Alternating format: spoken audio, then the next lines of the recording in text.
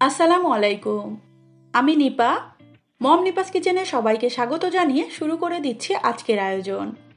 আজকে তৈরি করে দেখাবো সঠিক মেজারমেন্টে একটা কাই তৈরি করে মজাদার একটা নরম তুলতুলে এবং ফুলকো রুটির রেসিপি।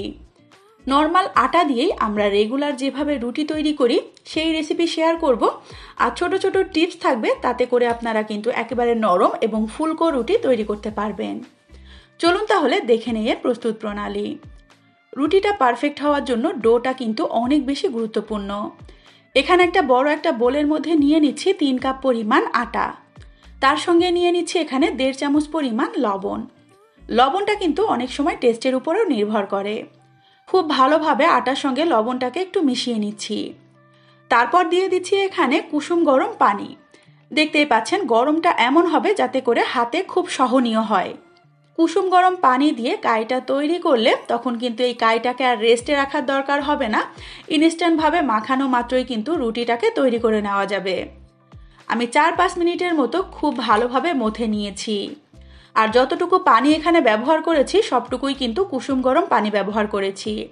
দেখতেই পাচ্ছেন আমি 1.5 কাপ পরিমাণ পানি নিয়েছিলাম, তার থেকে এতটুকু পরিমাণ পানি কিন্তু আমার বেঁচে গিয়েছে। 1.5 কাপের থেকেও একটু কম পানি লাগবে এই 3 কাপ পরিমাণ আটা মথার জন্য। তারপর ছোট ছোট করে আমি লেচি কেটে নিচ্ছি। রুটি বা পরোটা আপনারা যতটুকু পরিমাণ করে তৈরি করবেন সেই অনুপাতে লেচিগুলো কেটে নিতে হবে। আমি রেগুলার সাইজ করে লেচিগুলো কেটে নিয়েছি। এখন এই রুটিগুলো বেলার জন্য একটা পিঁড়ি নিয়ে নিয়েছি। আর দেখতেই পেলেন আমি কিন্তু কাইটাকে কোনোভাবে রেস্টে রাখিনি।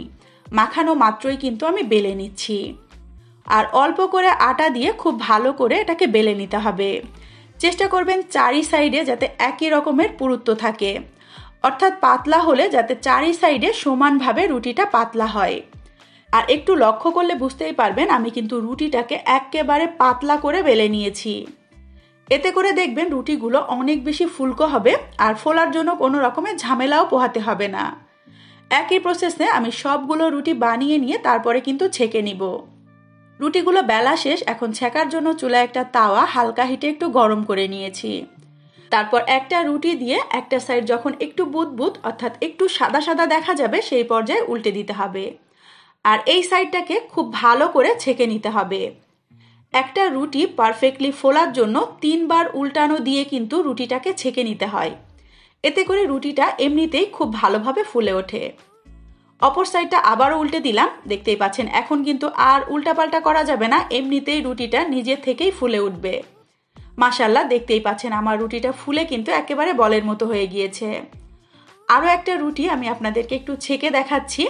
নর্মালি যে কোনো রুটি বা পরোটা আপনারা চেষ্টা করবেন 3টা উল্টানোতে ছেঁকে নেওয়ার। এতে করে রুটিগুলো কিন্তু অনেক বেশি পারফেক্ট হবে। দেখতেই পাচ্ছেন আমি যতগুলো রুটি এভাবে ছেঁকি না কেন সবগুলো রুটিই কিন্তু এভাবেই ফুলকো হবে। সম্পূর্ণ রুটিগুলো আমি একই রকমভাবে ছেঁকে নিয়েছি।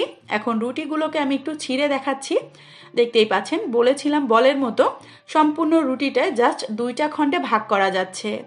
আর এই প্রসেসে রুটি তৈরি করলে আপনাদের রুটিও কিন্তু অনেক বেশি নরম এবং ফুলকো হবে। অনেকেই আছে আটা মেটে রুটি তৈরি করার কারণে রুটিটা যেহেতু নরম হয় ওই রুটিটা পছন্দ করে না, তারা কিন্তু এই রুটিটা অনেক বেশি পছন্দ করে খাবে। আর আজকের নাস্তায় এখানে মুরগির মাংস এবং হালুয়ার সঙ্গে রুটিটাকে আমি সার্ভ করেছি। তৈরি হয়ে গেল খুবই সহজভাবে আটা দিয়ে নরম তুলতুলে এবং ফুলকো রুটির রেসিপি। আশা করি আমার আজকের এই সহজভাবে তৈরি করা রুটির রেসিপিটা আপনাদের কাছে খুবই ভালো লেগেছে। রেসিপিটা যদি সত্যিই ভালো লেগে থাকে চ্যানেলটাকে সাবস্ক্রাইব করে চ্যানেলের সাথেই থাকবেন। রেসিপিতে লাইক অ্যান্ড কমেন্ট করবেন, বেশি বেশি করে শেয়ার করবেন। ধন্যবাদ। আল্লাহ হাফেজ সবাইকে। আসসালামু আলাইকুম।